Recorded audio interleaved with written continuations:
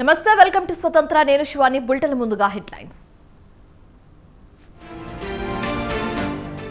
చరిత్రలో కనివిని ఎరుగని తీరు ఇచ్చారు ఇచ్చిన హామీలు నిలబెట్టుకునే బాధ్యత తమపై ఉందన్న చంద్రబాబు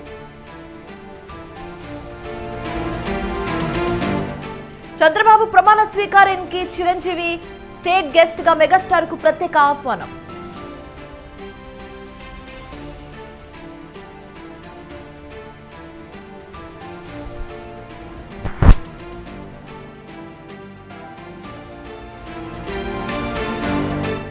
లోగోపై 100 కోట్లు దుబారా చేస్తున్నారన్నది అవాస్తవం కేటీఆర్ బహిరంగ చర్చకు రావాలన్న బల్మూరి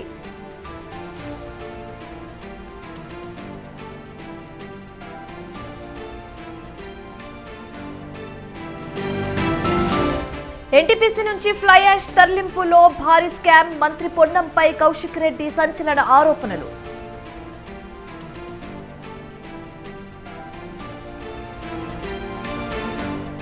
ప్రముఖ కన్నడ నటుడు దర్శన్ అరెస్ట్ రేణుకస్వామి హత్య కేసులో అరెస్ట్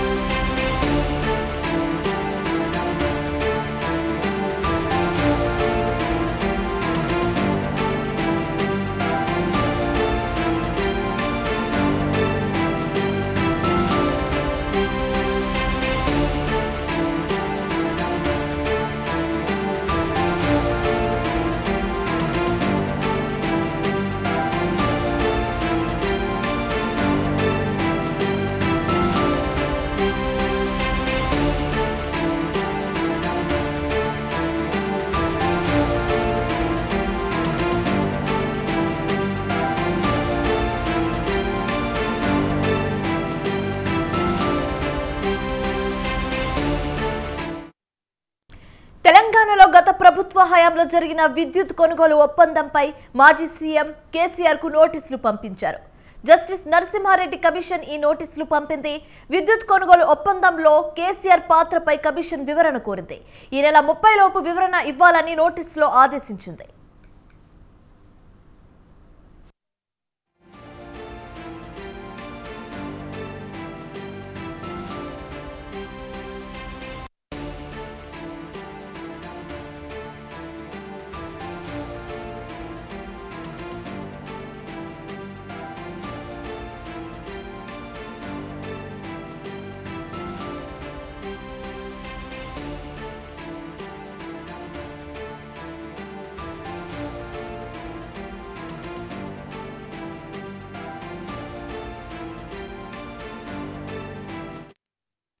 తెలంగాణలో గత ప్రభుత్వ హయాంలో జరిగిన విద్యుత్ కొనుగోలు ఒప్పందంపై మాజీ సీఎం కేసీఆర్ కు నోటీసులు పంపించారు.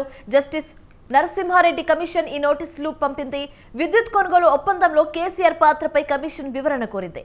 అయితే ఈ నెల 30 లోపు వివరణ ఇవ్వాలని నోటీసులో ఆదేశించింది.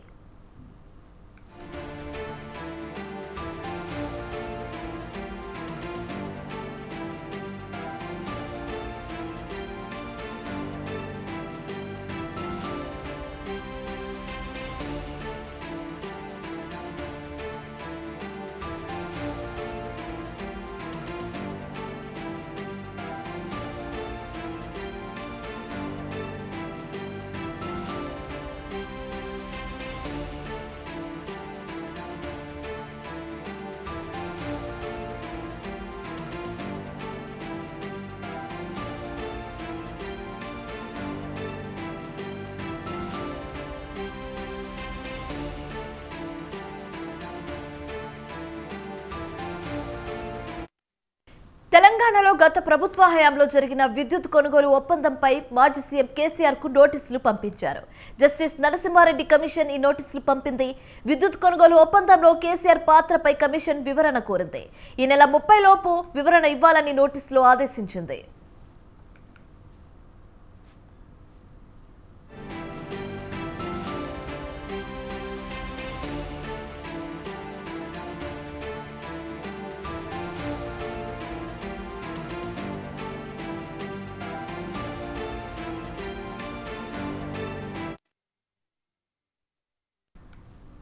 ఆంధ్రప్రదేశ్ ముఖ్యమంత్రిగా టీడీపీ అధినేత చంద్రబాబు రేపు ప్రమాణ స్వీకారం చేయబోతున్నారు.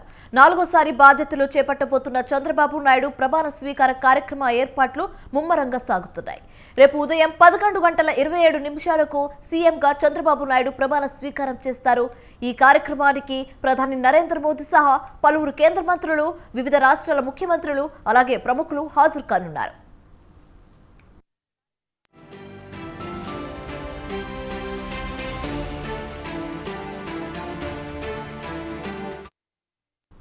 కృష్ణా జిల్లా గన్నవరం విమానాశ్రయానికి సమీప కేసరపల్లిలో ఐటీ పార్క్ ప్రాంగణం వద్ద ప్రమాణ స్వీకారోత్సవ వేదిక ఏర్పాటు చేశారు. కూటమిలోని టీడీపీ, బీజేపీ, జనసేన పార్టీలకు చెందిన ఎమ్మెల్యేలు, నేతలు, వారి అనుచరులు పెద్ద సంఖ్యలో తరలిరానున్నారు. అయితే ఈ నేపథ్యంలో వీఐపీల రాకపోకలకు అనుగుణంగా ఉండేలా గన్నవరం విమానాశ్రయానికి సమీపంలో ప్రమాణ స్వీకారోత్సవ వేదిక ఏర్పాటు చేశారు. ప్రధాన వేదిక నిర్మాణం సోమవారానికి పూర్తి కాగా సిట్టింగ్ ఏర్పాట్లు, గ్యాలరీ పనులు కొనసాగుతున్నాయి.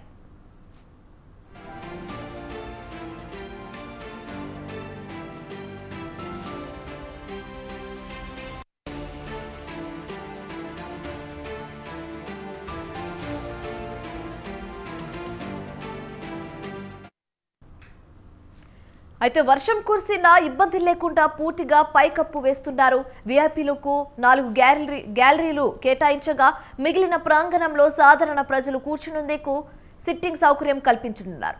ఇవాళ సాయంత్రానికి ప్రధాని వేదికను పూలతో సర్వంగా సుందరంగా అలంకరించే పనులు కూడా పూర్తి చేస్తారు. సభా ప్రాంగణంతో పాటు రహదారుల వద్ద పటిష్ట భద్రతా చర్యలు చేపడుతున్నారు.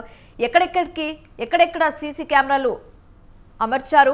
ఇప్పటికే ప్రాంగణం పోలీసులు ఎన్ఎస్జీ ఆధీనంలో ఉంది. అడుగడుగునా తనిఖీలు చేస్తున్నారు.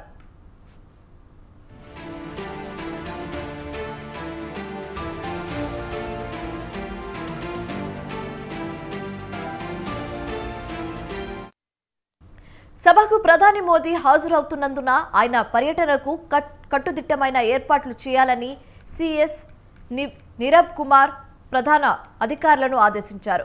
విజయవాడలోని క్యాంప్ కార్యాలయంలో సోమవారం ఆయన ప్రధాని పర్యటనపై సమీక్షించారు. ప్రాథమిక సమాచారం ప్రకారం 12న ఉదయం 8:20 ప్రధాని ఢిల్లీలో బయలుదేరి 10:40 గన్నవరం విమానాశ్రయానికి చేరుకుంటారు. 10:55 కేసరపల్లి ఐటీ పార్క్ ప్రాంగణానికి చేరుకొని 11 గంటల నుంచి 12:30 వరకు చంద్రబాబు ప్రమాణ స్వీకార కార్యక్రమంలో పాల్గొంటారు. 12:40 గన్నవరం విమానాశ్రయంలో బయలుదేరి 12:40 భువనేశ్వర్ చేరుకుంటారని సీఎస్ తెలిపారు.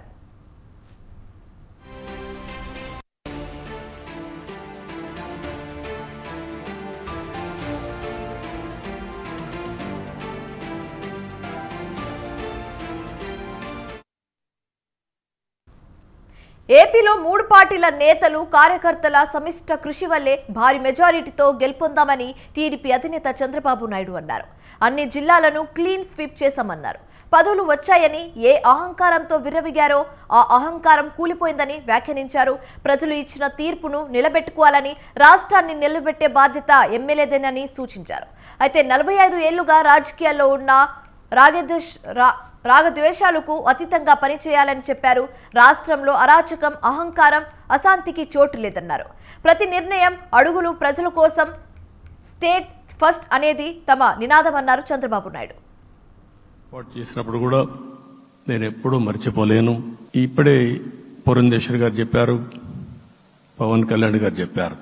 3 పార్టీలు కూడా ఒక అత్యున్నతమైన ఆశయాల కోసం పార్టీలు పెట్టినప్పటికీ ఈ రోజు కలయిక కూడా మీరు చూస్తే, ఈ కలయికని చాలా ఎన్నికలు చూశాను కానీ నా చరిత్రలో ఎన్నికలైన తర్వాత కంప్లైంట్స్ ఉండేటివి.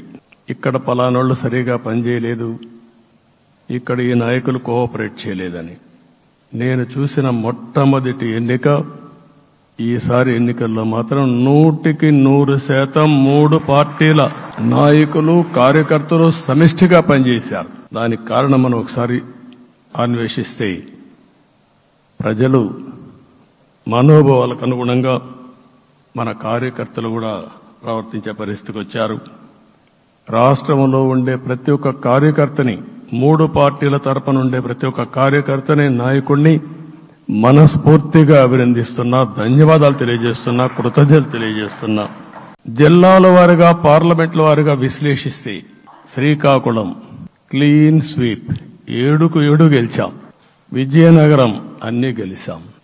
అరకు 2-3 ఎన్నికల్లో మనం గెలవకుండా ఈసారి ఎన్డీఏ అభ్యర్థులు చూస్తే 7కు 5 గెలిచాం. అనకాపల్లి 7కు 7 గెలిచాం. బాపట్ల అన్స్టాపబుల్ 7కు 7 గెలిచాం. ఒక్క ఒంగోలులో బ్రేక్ పడింది. అక్కడి నుంచి నెల్లూరు 7కు 7 గెలిచాం. తిరుపతి 7కు 7 గెలిచాం. కానీ దురదృష్టం పార్లమెంటు పోగొట్టుకున్నాం. చిత్తూరు ఎప్పుడూ ఇన్ని సీట్లు గెలవాలి, 7కు 7 గెలిచాం. చరిత్రలో ఎప్పుడూ గెలవని విధంగా కడపలో 7కు 5 గెలిచాం మనం. ఆ తర్వాత అనంతపురకు వస్తే క్లీన్ స్వీప్ 7కు 7 గెలిచాం. హిందూపూర్లో 7కు 7 గెలిచాం. నంద్యాల ఎప్పుడూ ఊహించని విధంగా 7కు 7 గెలిచాం. జనసేన మిత్రులు పవన్ కళ్యాణ్ గారు 21 సీట్లు తీసుకొని 21 గెలిచాడు. బీజేపీ 10 సీట్లు తీసుకుంటే 10 గెలిచారు, 8 గెలిచారు.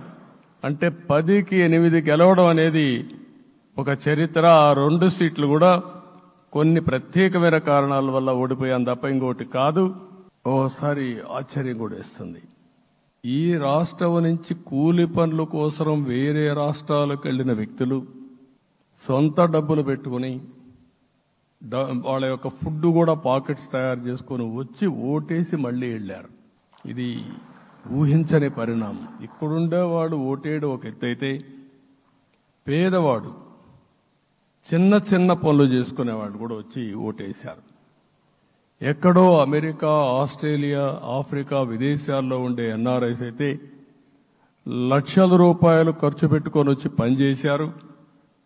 లక్షల రూపాయలు ఖర్చు పెట్టుకొని వచ్చి మనకు ఓటేశారు. నా జీవితంలో ఎన్నోసార్లు ఎన్నికలు చూశాను, కానీ ఈసారి ఒక బాధ్యతతో ఓటర్స్ ప్రవర్తించిన తీరు శాశ్వతంగా తెలుగు జాతి చరిత్రలో మిగిలిపోతుంది. అది ఈరోజు జరిగిన విషయం మనం గుర్తుపెట్టుకోవాలి.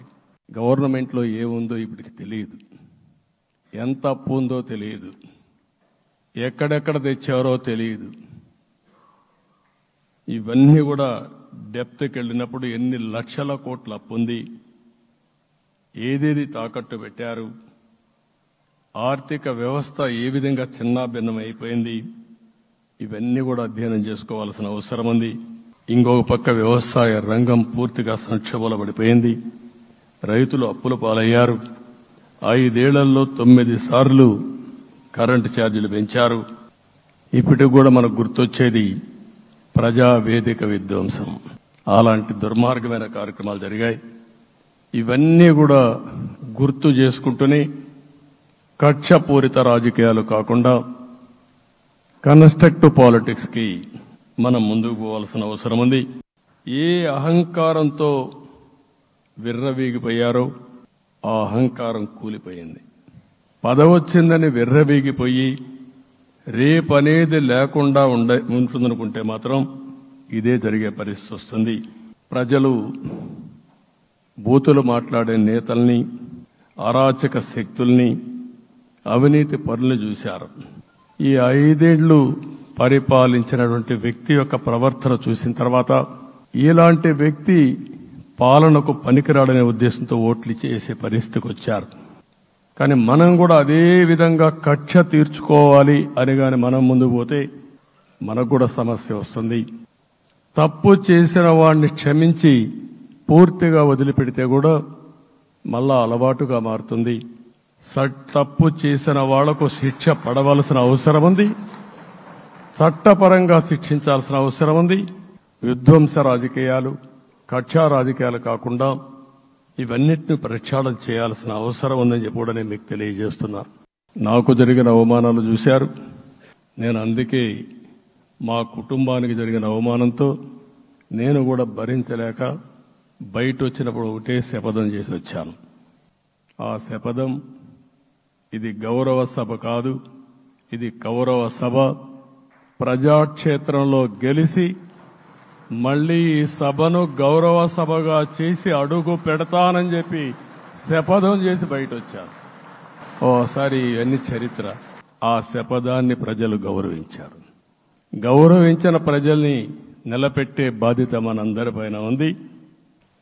సభను కూడా ఎన్నోసార్లు పవన్ కళ్యాణ్ గారు చెప్పారు, భవిష్యత్తులో ఆంధ్రప్రదేశ్ శాసనసభని ఒక గౌరవ సభగా చేసి ప్రజా సమస్యల్ని చర్చిస్తామని చాలా స్పష్టంగా చెప్పారు.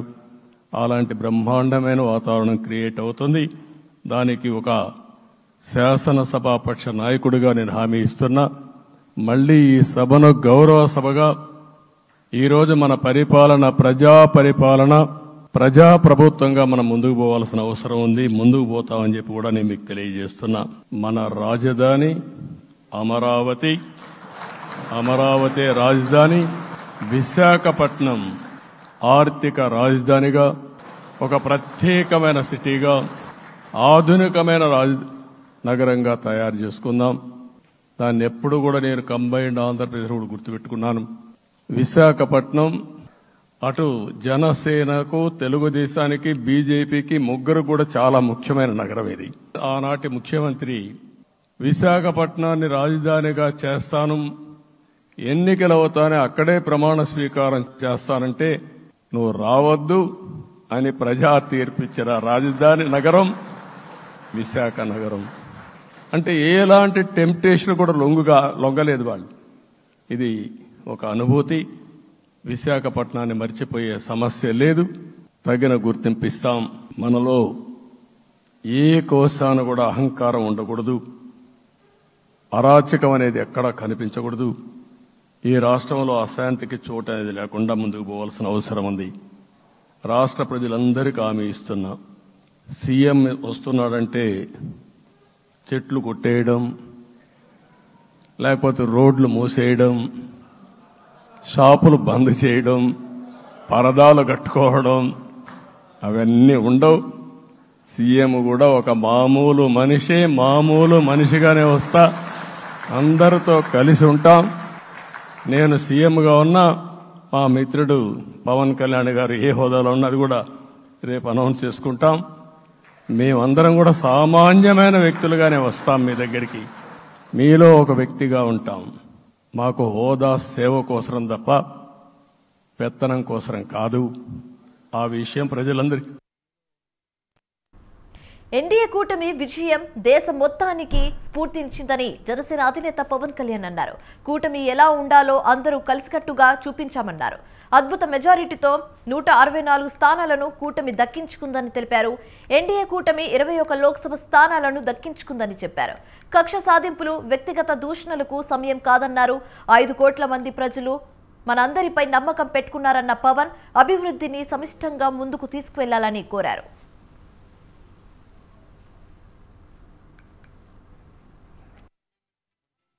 మాటలిచ్చాం, వారన్నింటినీ బాధ్యతగా ముందుకు తీసుకెళ్లాల్సిన అవసరం ఉంది. 4 దశాబ్దాల అనుభవం, అభివృద్ధి మీద అపారమైన అవగాహన, పెట్టుబడులను తెచ్చే సమర్థత, ప్రతిభ, విదేశాల్లో ఉండే నాయకుల్ని మలేషియా దగ్గర నుంచి, సింగపూర్ దగ్గర నుంచి, యూరోప్ అమెరికా నుంచి ఆ దేశాల అధ్యక్షుల్ని తెలుగు రాష్ట్రాల వైపు దృష్టి మళ్లించేంత శక్తి సమర్థత ఉన్న శ్రీ నారా చంద్రబాబు నాయుడు గారికి ఆయన నాయకత్వం చాలా అవసరం, ఆయన అనుభవం చాలా అవసరం. అలాంటి అపారమైన అనుభవం ఉన్న వ్యక్తిని, అనుభవం ఒకటే కాదు, ధైర్యశాలి. ఈ రోజుకి నాకు ఒకటే గుర్తుంటుంది, మన తాడేపల్లిగూడెం సభలో చెప్పాను. చాలా క్లేమోర్ మైన్స్ పేలిపోతే, జీప్ ఎగిరిపోయి కింద పడితే చొక్కా దులుపుకొని ఆయన మళ్లీ వచ్చి రాజకీయం చేసిన వ్యక్తి. ఈ రోజున సైబరాబాద్ ఉంది అంటే అది శ్రీ చంద్రబాబు నాయుడు గారి దార్శనికత. అలాంటి వ్యక్తి, ఆయన అనుభవం ఈ రోజున 2024 ఆంధ్రప్రదేశ్కి ఎన్డీఏ కూటమి తరపు నుంచి ముఖ్యమంత్రి అభ్యర్థిగా శ్రీ నారా చంద్రబాబు నాయుడు గారి పేరుని జనసేన పార్టీ పక్షాన నుంచి మేము బలపరుస్తున్నాం. ఉమ్మడి మేనిఫెస్టోలో చాలా మాటలు ఇచ్చాం, వారన్నింటినీ బాధ్యతగా.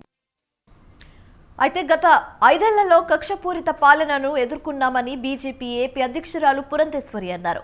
5 ఏళ్లలో అభివృద్ధి అనే పదానికి అర్థం లేకుండా పోయిందన్నారు. 5 ఏళ్లలో నిజమైన సంక్షేమానికి ప్రజలు దూరమయ్యారని తెలిపారు. కూటమి అధికారంలోకి వస్తుందనే భావన అందరిలో ఉందని చెప్పారు. ప్రజా వ్యతిరేక పాలనను అంతర్మించాలని ప్రజలు నిర్ణయించారని పురంధేశ్వరి అన్నారు. ప్రజలు గడిచిన 5 సంవత్సరాల కాలంలో వారు ఎదుర్కొన్నటువంటి సమస్యలు, ఒక విధ్వంసకర పాలన, విద్వేషపూరిత పాలన, కక్షపూరితమైనటువంటి పాలన ఎదుర్కొన్నటువంటి సందర్భంలో అభివృద్ధి అన్న పదానికి అసలు అర్థం లేకుండా పోయినటువంటి నేపథ్యంలో సంక్షేమం, నిజమైనటువంటి సంక్షేమం అన్నది ప్రజలు దూరమైనటువంటి సందర్భంలో విసిగి వేసారిపోయినటువంటి ప్రజలందరూ కూడా మనం ఊహించలేదు. ఇంతటి ఘనమైన విజయం మనం సాధించగలమని చెప్పి మనం ఊహించలేదు. ప్రజలు ఒక కసితోటి ఎట్లాగైనా సరే ఈ యొక్క ప్రజా వ్యతిరేక పాలనకి అంతం పొందించాలి, జగన్మోహన్ రెడ్డి అనేటువంటి ఒక రాక్షసుడు ఎవరైతే పరిపాలిస్తున్నారో ఇంటికి పంపించాలి అనేటువంటి భావన ఏదైతే వారి మనసులో కరుడుగట్టి ఉన్నదో అది వారు బయటికి చెప్పకనే వారు ఓటు మాధ్యమంగా తెలిపినటువంటి నేపథ్యంలో వారందరికీ కూడా, తెలుగు ప్రజలందరికీ కూడా నా ధన్యవాదాలు నేను తెలియజేస్తున్నాను. ఒక పక్క అనూహ్యమైనటువంటి విజయం అని చెప్పి మనం అందరం చాలా సంతోషపడినప్పటికీ ప్రజల్ని నిజమైనటువంటి సంక్షేమానికి ఎప్పుడైతే మనం దూరం చేస్తామో మాకు తెలుసు ఏ విధంగా నిర్ణయం చేయాలి అని చెప్పి ప్రజలు ఈ ఎన్నికల్లో ఓట్ల మాధ్యమంగా వారు మనకి ఒక హెచ్చరిక ఇచ్చారు అని చెప్పి నేనైతే భావిస్తున్నటువంటి నేపథ్యం. తెలుగు ప్రజలు గడిచిన 5 సంవత్సరాలు వైసీపీ ఓటమికి జగనే కారణమని టీడీపీ ఎమ్మెల్యే రఘురామకృష్ణంరాజు అన్నారు. గత ప్రభుత్వంలో తనపై తప్పుడు కేసు బనాయించి హింసించారని ఆరోపించారు. మాజీ సీఎం జగన్తో పాటు సిఐడి చీఫ్ పివి సునీల్ కుమార్తో పాటు ఇతర అధికారులపై గుంటూరు ఎస్పీ తుషార్ డూడీకి ఫిర్యాదు చేశారు. జగన్ ప్రభుత్వంలో తనపై సిఐడి అధికారులు దాడి చేశారంటున్న టీడీపీ ఎమ్మెల్యే రఘురామ్తో మా ప్రతినిధి Ramesh face to face. Raghurama Krishnam Raju గారు మనతో ప్రస్తుతం ఉన్నారు. సార్, మీరు చాలా కాలంగా వైఎస్ఆర్ కాంగ్రెస్ పార్టీ ఓటమి చవి చూస్తారని చాలా కాలంగా చెప్తా ఉన్నారు. ఇప్పుడు మీరు అనుకున్నటువంటి లక్ష్యాన్ని కూడా నెరవేర్చుకున్నారు. సో ఎట్లా ఫీల్ అవుతున్నారు ఇప్పుడు? చాలా చాలా చాలా ఆనందంగా ఉంది. 4.5 సంవత్సరాల కోరిక నెరవేరింది. I'm the happiest man. Of course ప్రజలు కూడా నాకన్నా ఎక్కువ సంతోషంగా ఉన్నారు. నేను కూడా చాలా చాలా సంతోషంగా ఉన్నాను. మీరు ఎన్నికల ముందు ఒక మాట చెప్పారు, నేను ఎమ్మెల్యేగా ఎన్నికవ్వాలి, శాసనసభ స్పీకర్ అవ్వాలి, జగన్మోహన్ రెడ్డి గారిని కూర్చో సభలో అని చెప్పాలి. మీరేమనుకున్నారు? ప్రజలు అన్నారు, నేను ఎప్పుడు అనలా, నాకు ఆలోచన కూడా లేదు, నేను ఎప్పుడు అనలేదు. ఎవరో సోషల్ మీడియాలో అంటే అది వైరల్ అయిపోయింది అంతే. నేను ఎప్పుడు అనలేదు, అనుకోలేదు కూడా. అనలేదు, అనుకోలేదు. సో ఇప్పుడు మీరు ఎమ్మెల్యేగా గెలిచారు, మీకు మంత్రి పదవి వస్తుందని కూడా ఒకవైపు ప్రచారం జరుగుతూ ఉంది. దానికి సంబంధించి ఏమనుకుంటున్నారు? మనమేమనుకుంటాం, సాయంత్రం 5-6కి ఫోన్ వస్తే వచ్చినట్టు, లేదంటే లేదంతే. తెలుగుదేశం పార్టీ, వైఎస్ఆర్ కాంగ్రెస్ పార్టీ కేవలం 11 ఎమ్మెల్యే స్థానాలకే పరిమితం కావడానికి కారణం ఏమనుకుంటున్నారు? కారణం జగన్మోహన్ రెడ్డి. అతను దారుణంగా ఓడిపోవడానికి కారణం జగన్మోహన్ రెడ్డి అంతే. మేము ఇంత ఇది వచ్చిందంటే, ఇంత ఓవర్వెల్మింగ్ రెస్పాన్స్ ఎందుకు వచ్చిందంటే ప్రజలు అతన్ని అసహించుకున్నారు. అతను చేసిన పనుల్ని భస్మాసురులాగా అతని నెత్తి మీద అతను చేపెట్టుకున్నాడు. సో మీరు గతంలో అక్కడ పనిచేశారు కదా చాలా కాలం, జగన్మోహన్ రెడ్డికి ఇప్పటికైనా మారాలని అనే అంశానికి సంబంధించి సలహా కానీ సూచనలు కానీ చేస్తారా? ఇంకా వేస్ట్, ఇంకేం మారుతాడు ఆయన, ఇంకా అంటే మీ మీద జరిగినటువంటి దాడికి సంబంధించి కూడా ఈరోజు కంప్లైంట్ చేస్తున్నారు. గుంటూరు ఎస్పీకి కంప్లైంట్ చేశారని చెప్పినారు కదా, జగన్మోహన్ రెడ్డి గారి మీద కూడా కంప్లైంట్ చేస్తున్నారు. అవును, ఆయన తీసుకొచ్చి బాధమంటే బాధారు, ఆయనకు చూపెట్టారు. సో అసలు కొట్టడమే తప్పు, చట్టం ఉల్లంఘించారు, దాన్ని చూడటం ఇంకా దారుణం. చట్టాన్ని పరిరక్షించరా బాబు అంటే, కొట్టితే అంటే చూసి ఆనందించడం అంటే అది ఇంకా హింసకు పరాకాష్ట. సో తప్పు చేసిన వాళ్ళని శిక్షించమని కంప్లైంట్ ఇచ్చాం, చూద్దాం ఏమవుతుందో. మొత్తంగా తెలుగుదేశం పార్టీ తరఫున ఎన్నికైనటువంటి రఘురామకృష్ణంరాజు ఎన్నికల్లో వైఎస్ఆర్ కాంగ్రెస్ పార్టీ ఓటమికి ప్రధాన కారణం జగన్మోహన్ రెడ్డి అని చెప్తూ ఉన్నారు. జగన్మోహన్ రెడ్డి ఇంకా మారే అవకాశం లేదు అనే అంశాన్ని కూడా ఆయన చెప్తూ ఉన్నారు. అదే సందర్భంలో తాను ఎంపీగా ఉన్నటువంటి సమయంలో తన పైన జరిగినటువంటి దాడికి సంబంధించి జగన్మోహన్ రెడ్డి కూడా కారణం కాబట్టి ఆయన పైన కూడా చర్యలు తీసుకోవాలని కంప్లైంట్ చేసినట్టు చెప్తూ ఉన్నారు. కెమెరా పర్సన్ మల్లికార్జున్తో రమేష్, స్వతంత్ర టీవీ, విజయవాడ నుంచి. జనసేన శాసనపక్ష నేతగా పవన్ కళ్యాణ్ ఎన్నికయ్యారు. మంగళగిరిలోని పార్టీ కార్యాలయంలో జనసేన ఎమ్మెల్యేల సమావేశం నిర్వహించారు. పవన్ ను శాసనసభ పక్ష నేతగా ఎమ్మెల్యే నాదండ్ల మనోహర్ ప్రతిపాదించారు. అయితే ఆ ప్రతిపాదనకు మిగిలిన ఎమ్మెల్యేలంతా ఏకగ్రీవంగా ఆమోదం తెలిపారు.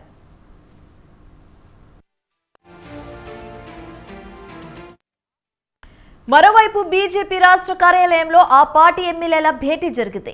ఎమ్మెల్యేలతో బీజేపీ రాష్ట్ర అధ్యక్షురాలు పురంధేశ్వరి సమావేశమయ్యారు. శాసనసభ పక్ష నేత ఎంపికపై చర్చించారు.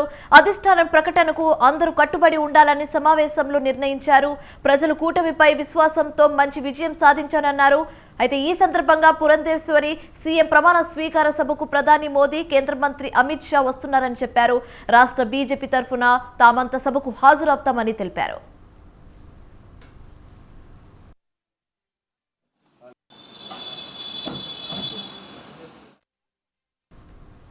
కేంద్ర మంత్రి కూర్పులో రాష్ట్రానికి అన్యాయం జరిగిందని అన్నారు కాంగ్రెస్ నేత తులసిరెడ్డి. టీడీపీ పట్ల చిన్న చూపు చూశారని మండిపడ్డారు.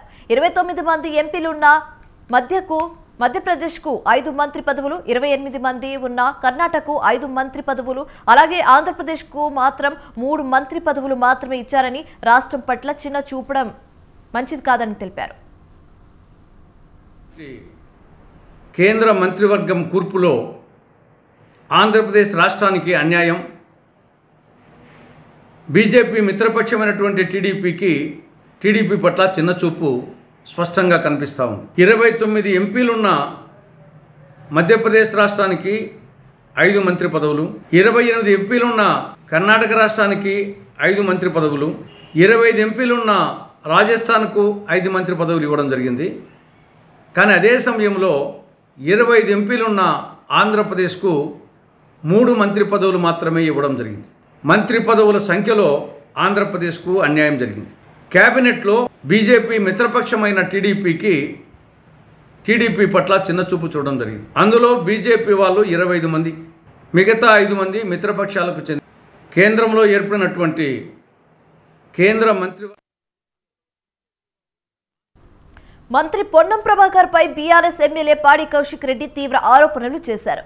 రామగుండం ఎన్టీపీసీలో పొన్నం అక్రమాలకు పాల్పడుతున్నారని ఆరోపించారు. ఎన్టీపీసీలోని ఫ్లై యాష్ తరలింపులో మంత్రి పొన్నం ప్రభాకర్ భారీ కుంభకోణానికి పాల్పడ్డారని, 50 లక్షలు అక్రమంగా సంపాదిస్తున్నారని తెలిపారు. ఓవర్లోడ్తో వెళ్తున్న 13 లారీలను తాము స్వయంగా పట్టుకున్నారని చెప్పారు.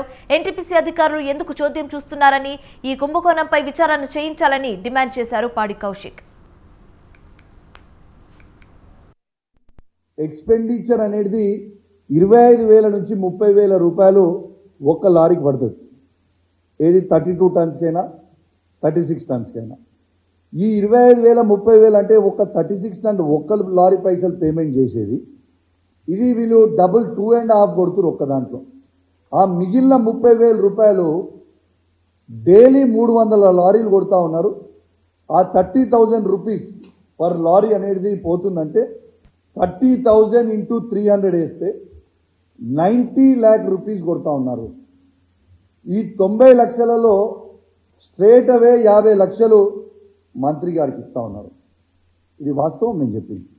ఈ కలెక్షన్ బాయ్ ఎవరంటే పొన్నం ప్రభాకర్ గారి అన్న కొడుకు అనూప్ గారు దీనికి కలెక్షన్ చేస్తూ ఉంటారు పైసలు మంత్రి గారి తరఫు నుంచి. This is the fact. ఇవాళ సీఎం నాయకత్వంలో రేవంత్ రెడ్డి గారు ప్రభాకర్ గారికి పోతుందన్నట్టే కదా. వాట్ ఎల్స్ దీంట్లో అనేది ఏముంటుంది సార్? డెఫినెట్ కదా. ముఖ్యమంత్రి ఈజ్ ద బాస్. సీఎం గారి నాయకత్వంలో ఇద్దరు పంచుకుంటారేమో ఇద్దరు, అందుకే ఎవరు దానికి స్పందిస్తలేదు. లేకుంటే మంత్రిది ఇంత పెద్ద స్కామ్గా నేను చెప్పినా మొత్తం దేశమంతా చూసిన తర్వాత ఇప్పుడు ఏమైపోయింది, ఇది ఆర్పీ ట్యాక్స్ అయిపోయింది. అంతే, రేవంత్ పొన్నం ట్యాక్స్.